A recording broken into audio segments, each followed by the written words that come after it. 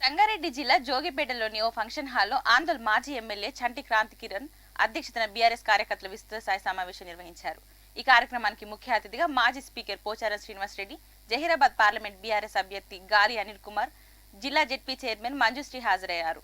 ఈ సందర్భంగా వారు మాట్లాడుతూ జహీరాబాద్ ఎంపీ అభ్యర్థిగా గాలి అనిల్ కుమార్ ని భారీ మెజార్టీతో గెలిపించాలని పిలుపునిచ్చారు. ఈ కార్యక్రమంలో బీఆర్ఎస్ నాయకులు, కార్యకర్తలు పాల్గొన్నారు.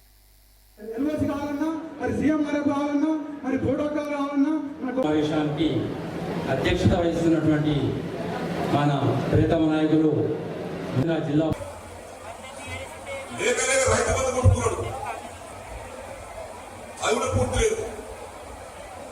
మనం ఉన్నప్పుడు వరుసగా ప్రతిసారి 78,000 కోట్ల రూపాయలు రైతు బంధు ఇచ్చినాం. 78,000 కోట్లు ఇచ్చినాం.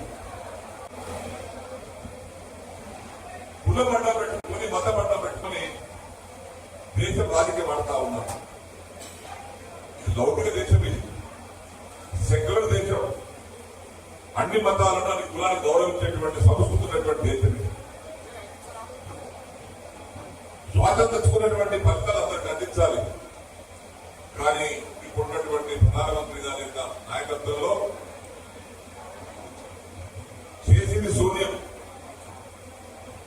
ఈడీలు, టీడీలు, అరెస్టులు, దాడులు ఇవన్నీ భయపెట్టించి నాయకులు విమర్శించుకుంటా ఉన్నారు. తెచ్చుకుంటే ఎంత చెప్పినా సార్ అడుగుతున్నారు.